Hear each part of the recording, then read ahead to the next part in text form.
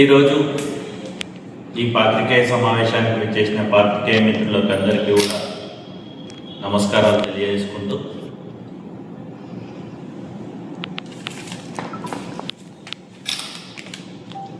ఈరోజు యాలాల మండలంలో కాంగ్రెస్ పార్టీ ప్రభుత్వం వచ్చిన తర్వాత గత 2.5 సంవత్సరాలుగా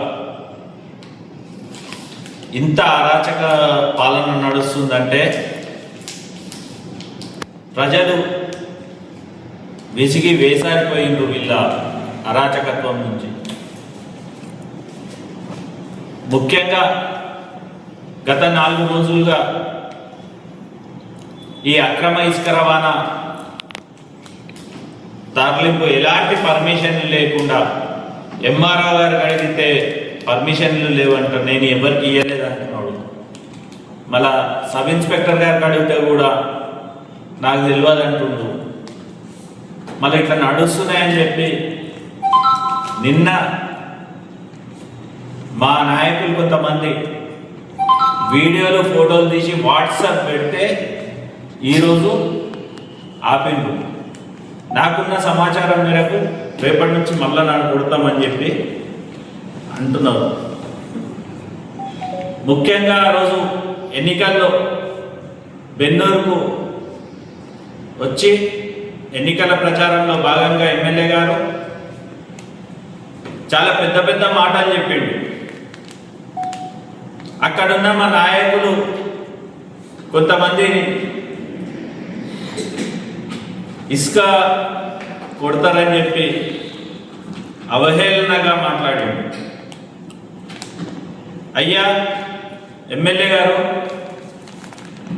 ఈరోజు యాలల మండలంలో మొరమే కానీ ఇసుకనే కానీ ఏది కూడా అన్నీ కూడా మీ కుటుంబ కన్సర్న్లలోనే నడుస్తున్నాయి కదా. ఈరోజు మీ కుటుంబమే కదా ఇసుక మాఫియా మొరం మాఫియా అవతారం ఎత్తింది. ఇప్పుడు ఎవరి గురించి ఏం మాట్లాడతారు చెప్పుకోండి. ఇక మీరు ఎప్పుడో గ్రామాల్లో మేము అధికారంలో ఉండగా పేద ప్రజలు లేకపోతే ప్రభుత్వ పనుల కొరకు అది కూడా పర్మిషన్ తీసుకొని మన దగ్గర ఇసుక తీసుకుపోయింది. అయినా యాలాల మండలంలో ఎక్కడ కూడా ఇసుక రీచ్లు అనేటివి లేవు. ముఖ్యంగా గత సంవత్సరం మొత్తం ఊడ్చి కొడితే కింద మన్నెల్లిన దగ్గర మొత్తం ఇసుక సాఫ్ చేసిండ్రు. ఆ భగవంతుని దయ వల్ల మళ్ళీ వాగు వారింది, కొంత ఇసుక వచ్చింది. భూగర్భ జలాలు కొంత మరీ ఘోరం కాకుండా ఉన్నాయి. ఈ భూగర్భ జలాలు అడగట్టకుండా కూడా ఈ ఇసుక తరలింపు వల్ల కాగ్న పరివాహక ప్రాంతంలోని పొలాలన్నీ కూడా కొట్టుకపోయే పరిస్థితి ఏర్పడుతుంది. ఏదో ఈసా ఉన్నీసా కొట్టుకుంటున్నారంటే మేము కూడా చూసి చూడనట్టు ఉంటుండే. కానీ రోజు రోజుకి వీరి ఆగడాలు ఎక్కువైపోయినాయి. ఇంత ఘోరంగా అయినాయంటే నిన్న మొన్న కొన్ని ట్రాక్టర్లకు బ్యానర్లు కట్టి ఇసుకోగొడుతున్నారు. నేను కూడా మంచిగా చూసిన ఏం బ్యానర్లు ఇవి ఏం కథ అని చెప్పి నేషనల్ హైవే కొరకు అని చెప్పి బ్యానర్లు కట్టి ఈ బ్యానర్లు కట్టి పర్మిషన్ తీసుకోకుండా ఇసుకోగొట్టే కానూన్ యాడున్నదో ఎమ్మెల్యే గారు చెప్పాలి, జిల్లా కలెక్టర్ గారు, ఎంఆర్ఓ గారు, పోలీస్ డిపార్ట్మెంట్ వాళ్ళు చెప్పాలి. ఎలాంటి పర్మిషన్ అవసరం లేదు, కానీ బ్యానర్ కట్టాలి, బ్యానర్ కట్టి ఇసుక తరలించాలి. ఈ కానూన్ ఏడున్నది నాకు అర్థం కాదు. మీరు దయచేసి ప్రజలకు చెప్పండి, ఎవరన్నా సరే ఓ బ్యానర్ కట్టుకున్నాలి, ఉసుక కొట్టుకున్నాలి.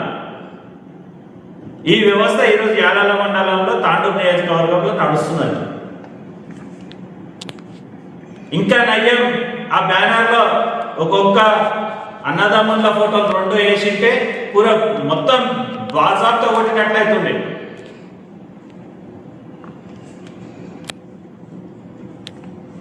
ఏ నోటితో తిట్టాలి మిమ్మల్ని? ఇంత దౌర్జన్యం. ఇంకా గ్రామాల్లో కొంతమంది మా పార్టీ నాయకులను ఇది అక్రమ ఇసుకలకు ఇది కొట్టొద్దు, మాకు ఇబ్బంది అవుతుందని అంటే, నువ్వు కండవకు కాంగ్రెస్ కండువా నువ్వు కూడా కొట్టుకో అంటున్నారంట. అరే అంటే కాంగ్రెస్ కండువా కప్పుకుంటే అక్రమ ఇసుక కొట్టొచ్చు, అక్రమ మరం కొట్టొచ్చు. ఇక రేపటికి ఇళ్లలో పడి పుస్తల తాళ్ళు కూడా తెప్పుకోపోవచ్చు కాంగ్రెస్ కండువా కప్పుకుంటే. చిన్నపిల్లలను కూడా ఎత్తుకపోతారు కాంగ్రెస్ కండువా కప్పుకుంటే. ఇక కేసులు ఏదేం లేదు.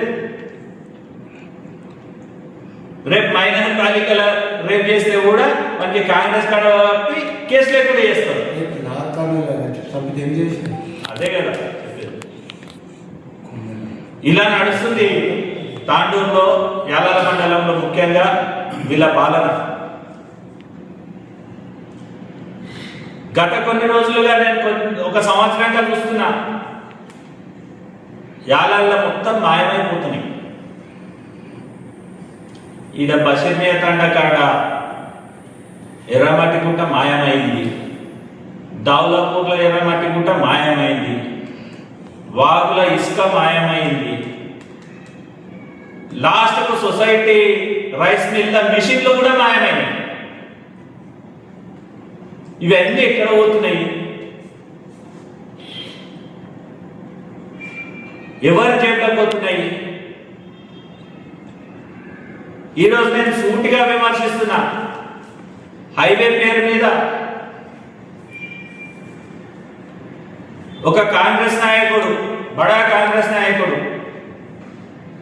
ట్రాక్టర్లకు 1600, బయట ఆయన తీసుకునే రేటు 4000. మొత్తం దందా ఇదే. ఆయన ఒక కంపెనీకి CEO. ఇప్పుడు ఈ మాఫియా కూడా ఆయన CEO అయ్యింది. అది మర్చిపోతున్నాడు ఆయన. రాజకీయాల్లో నేను గతంలో మేము అధికారంలో ఉన్నప్పుడు 3 సంవత్సరాలు నేను పార్టీ ప్రెసిడెంట్ ఉన్నా. పాత్రికేయ మిత్రులకు, ప్రజలకందరికీ కూడా తెలుసు, ఏ రోజు కూడా ఒక్క అక్రమ ఇసుకకు నేను సపోర్ట్ చేయలేదు. ఎవరైనా కొడితే వ్యతిరేకించినా మీరే పేపర్లలో రాసింది. మా ప్రభుత్వం ఉన్నా కానీ ఎవరైనా ఇట్లనే కొట్టినా కానీ మేము వ్యతిరేకించినాం. ఎందుకంటే ఈ అక్రమ ఇసుక రవాణా వల్ల రైతులకు ఎంతటి నష్టమవుతుందో మాకు తెలుసు. మేము రైతులమే కనుక నిన్న మొన్న ఏమైనా ప్రశ్నిస్తే మాపై కేసులు. మొన్న కేసు పెట్టినప్పుడు నేను కొన్ని రోజులు లేకుంటే, నేను లేని సమయంలో చూసి కుద్దు నా చేతితోనే పొక్కబెట్టి తీసుకపోయింది. నా చేతి కిందనే, మా ఊర్లోనే, ఆ చిన్న భాగం అది తీసుకపోయారు. బషీరాబాద్ మండలంలో అమ్ముకుంటున్నారు. నేను ఇన్ని రోజులైంది ఇంత చరిత్ర. నేను 14 సంవత్సరాల నుంచి నేను రాజకీయాల్లో ఉన్న, 15 సంవత్సరాల నుంచి. ఈ 15 సంవత్సరాలలో మా జుట్టివారికి వెళ్ళి గంపెడ్ ఇష్టం వేరే ఊర్లకు పోలేదు. కానీ ఈ మహానుభావులు అధికారంలోకి వచ్చినాక ఇంకా చిన్న బాగులు కూడా ఇచ్చిపెడతలేరు.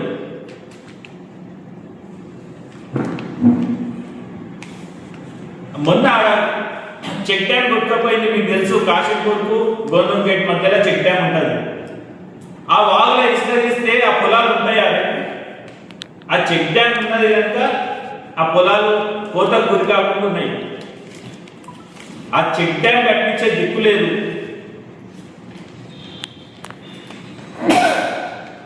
ఆ చెక్ డ్యామ్ కట్టించే దిక్కు లేకుండా దాంట్లో భయపెట్టు ఇది ఆడికెళ్ళి ఇసుక కొడుతున్నాం. ఎందుకంటే ఆ చెక్ డ్యామ్ కట్టిస్తే మళ్ళా మట్టి కూర్చొని వీళ్ళకి ఇసుక కొట్టడానికి రాదు కదా. ఇంతటి దుర్మార్గం నడుస్తున్నది యాలాల మండలం. ముఖ్యంగా ఆ రోజు ఎన్నికల ప్రచారంలో ఎమ్మెల్యే గారు మీరు ఇచ్చిన హామీలేంది, మీరు మాట్లాడిన మాటలేంది, ఈరోజు మీ చేతలేందని చెప్పి సందర్భంగా పత్రికాముఖంగా నేను ప్రశ్నిస్తున్నాను. ఒకసారి ఆ రోజు మీరు ఏమేమి మాట్లాడిందో ఆ వీడియోలు మీ సోషల్ మీడియాలో ఉంటాయి, ఒకసారి చూసుకోండి. మీరు ముఖ్యంగా డెవలప్మెంట్ వరకు మొరం కావాల్సి మొరం తీసుకోకపోతే మాకేం అభ్యంతరం లేదు. ఇసుక కావాలంటే ఇసుక తీసుకుందాం, కానీ దానికి ఒక పద్ధతి ఉంటుంది కదా.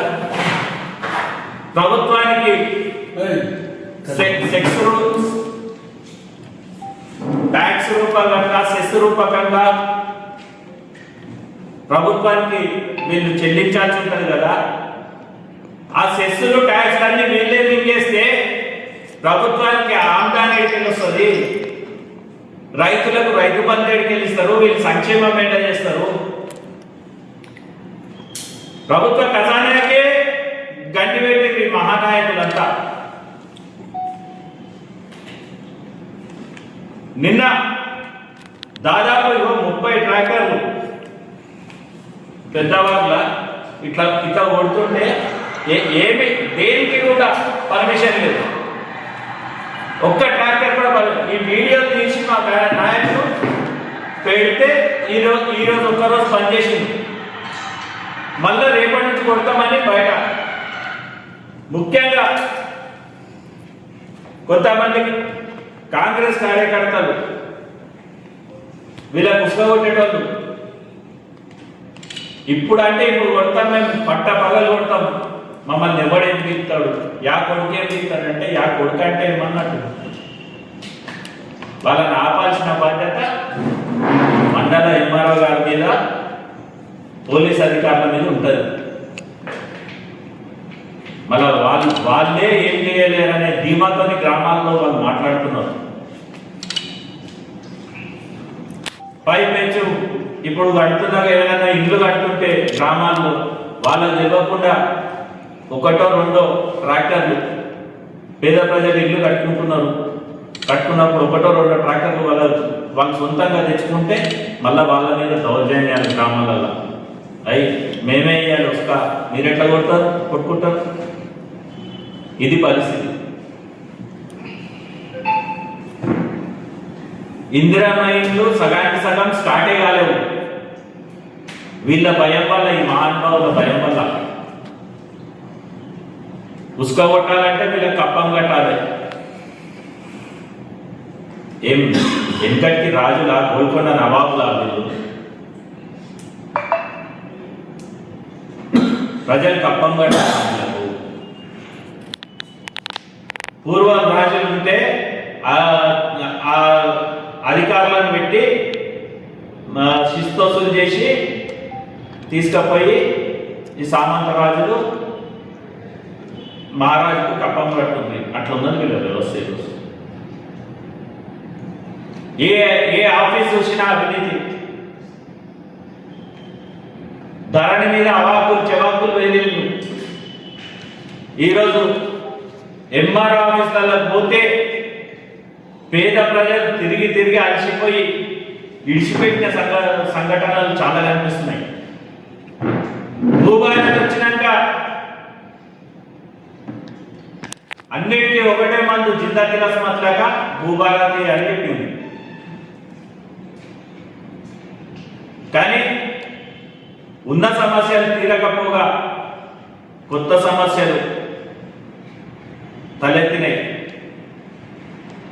యాగల మండలంలో కొన్ని 100 ఎకరాలు వీళ్ళు ట్రాన్సాక్షన్స్ లేకుండా బ్లాక్ చేసి పెట్టింది. దాని సమాచారం కూడా ఏ వెబ్సైట్ చూసినా దొరుకుతలేదు. అంత గోప్యంగా పెట్టాల్సిన అవసరమే ఉన్నది.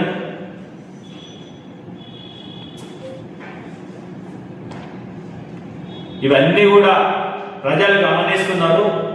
ముఖ్యంగా రేపు రాబోయే స్థానిక సంస్థల ఎన్నికల్లో వీటన్నిటిని కూడా ప్రజల ముందు పెడతాము. మొన్న జరిగిన మున్సిపల్ ఎన్నికల్లో ప్రజల్లో పార్టీకి ఉన్న ఆదరణ స్పష్టంగా తెలిసింది. సర్పంచ్ ఎన్నికల్లో కూడా దాదాపు 16 మంది సర్పంచ్లు మా వాళ్ళు గెలిచిండ్రు. కనుక ప్రజల్లో స్పష్టమైన ఆదరణ ఉంది బీఆర్ఎస్ పార్టీకి. వీళ్ళ అరాచకాలు పై ఇక నుంచి ఇక ఊరుకునేది లేదు. 2 సంవత్సరాలు కొత్తగా ఉన్నాడు ఎమ్మెల్యే, ఎస్తూరుకెళ్ళి వచ్చిండు, తెలుసో తెలియదో అని చెప్పి ఊకున్నాం. కానీ మా మౌనం చేతగానితనంగా మీరు భావిస్తే అది మీ అవివేకం అవుతుంది ఎమ్మెల్యే గారు అని చెప్పి సందర్భంగా తెలియజేస్తుంది. ముఖ్యంగా మా నాయకులపై ఒత్తిడి తెచ్చి రాష్ట్రంలో చేసినట్ల కుల్లా చెప్తున్న ఆ పిల్లాడు ఉద్యోగం చేసుకుంటాడు. వాళ్ళ భార్య సర్పంచ్ ఊర్లో మా పార్టీకి వెళ్ళి సర్పంచ్ గతం నుంచి మా పార్టీలోనే ఉన్నది. గత సర్పంచ్ కూడా మా పార్టీకి వెళ్ళే ఉండే. కానీ నిన్ను ట్రాన్స్ఫర్ చేస్తాము, నేను అట్లా చేస్తాము ఇట్లా చేస్తామని బెదిరించి పాపం ఆ సర్పంచ్ గారికి కండువా కప్పింది. చాలా బాధతోనే పోయి కండువా కప్పుతున్నారు వాళ్ళు. ఒక్కటే అడుగుతున్నా ఎమ్మెల్యే గారికి, ఇప్పుడు రాష్ట్రంలో నువ్వు కండువా కప్పినావు ఎమ్మెల్యే గారు, మీరు మళ్ళా ఇంతకుముందు ఉన్న కాంగ్రెస్ నాయకులు అంతా శాతగాని లాగా మీకు శాతగాని వాళ్ళు ఉన్నారు, శాతగాని వాళ్ళు అని చెప్పి మా శాతనైన వాళ్ళని తీసుకుపోతున్నావా?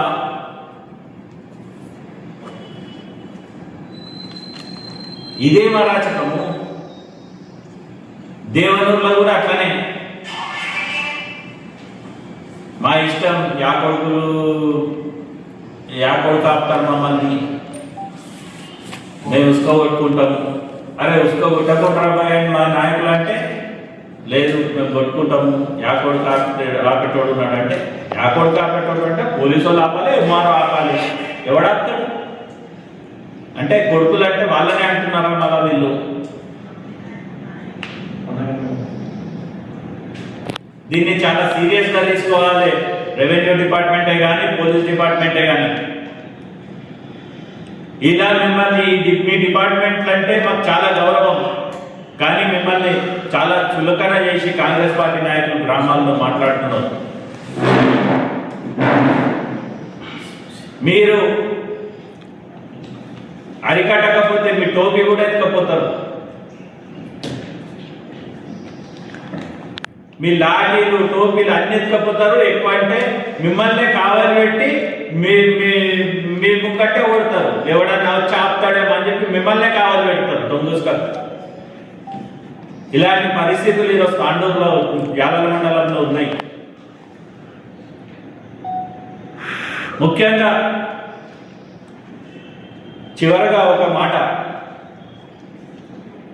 గత 3 నెలలుగా కొంతమంది రైతులు, మా పార్టీ నాయకులు అందరు కూడా యాలల పిఎస్లో జరిగిన అవినీతిపై పలు దఫాలుగా పలుమార్లు కలెక్టర్ గారికి కంప్లైంట్ చేయడం జరిగింది.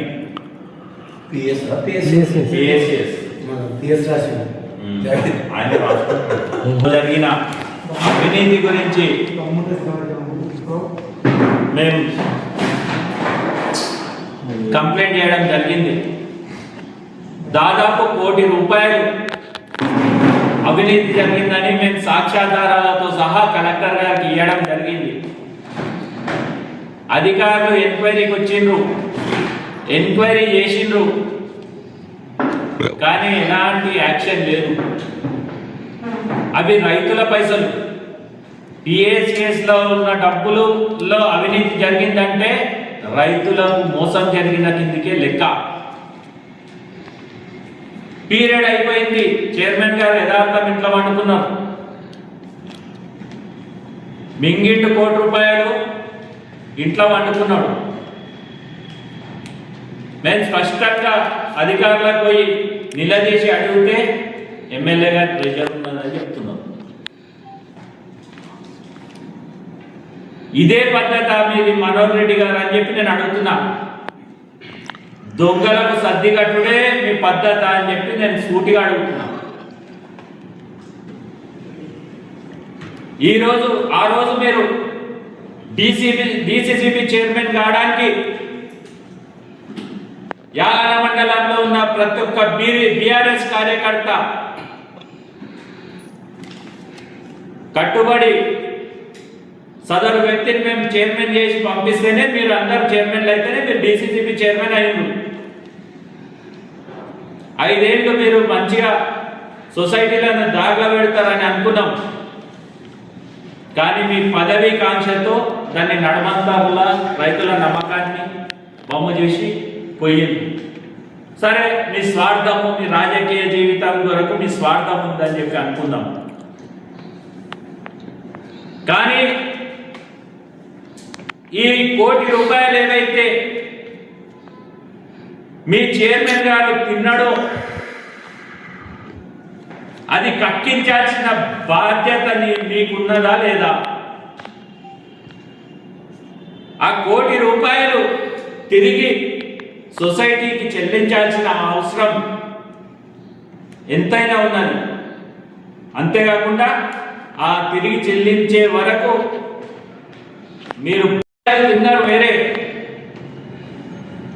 గత 2 కిస్తులు కూడా సొసైటీకి వెళ్ళి రైతుల డబ్బులు కట్టింది. లోన్కు కిస్తులు కడుతున్నాము, అటు రైస్ మిల్ లేదు. ఒక మిల్లర్ గోదాము కిరాయికి ఇచ్చుకున్నాడు. అరే, కిరాయి ఎంత వస్తుంది భయ్, మళ్ళా కిరాయికి ఇచ్చుకుంటే అని అడిగితే లెక్కలు లేవు. నిన్న మొన్నటి నుంచి రిసిప్ట్లు చెప్తున్నారు మేము అడిగినందు.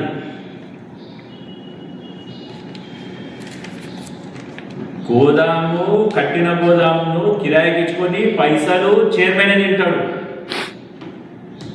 మిషన్లు అమ్మక తింటాడు. ఇవన్నీ బుద్ధిమంతుని పనులు చేస్తారనే ఆ రోజు రాత్రి పగలు బీఆర్ఎస్ కార్యకర్తలు కష్టపడి మిమ్మల్ని చైర్మన్గా చేసి ఆయన డిసిసిబి చైర్మన్గా చేసింది.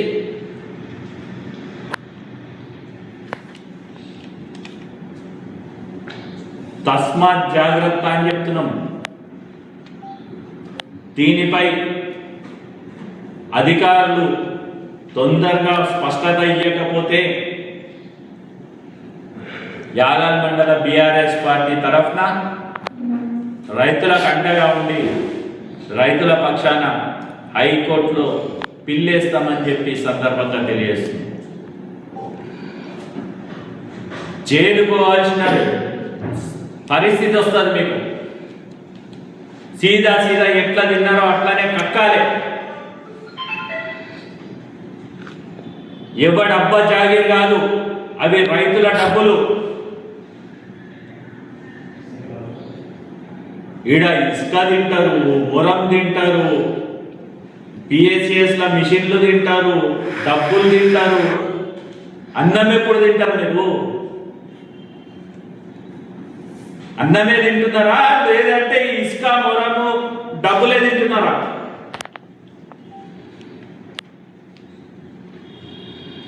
త్వరలోనే స్థానిక సంస్థల ఎన్నికల్లో మీకు ప్రజలు బుద్ధి చెప్పే పరిస్థితి వస్తుంది. అంతవరకు ఈ పోరాటం ఆగది. ఇక నుంచి బీఆర్ఎస్ పార్టీ సత్తా ఏందో యాగల మండలంలో చూపెట్టబోతున్నామని చెప్పి పత్రికాముఖంగా కాంగ్రెస్ పార్టీ నాయకులకు హెచ్చరిస్తూ, ఈ అవకాశం ఇచ్చిన పాత్రికేయ మిత్రులకు, మీ అందరికీ, పార్టీ నాయకులకు అందరికీ కూడా ధన్యవాదాలు తెలియజేసుకుంటూ, జై తెలంగాణ, జై కేసీఆర్.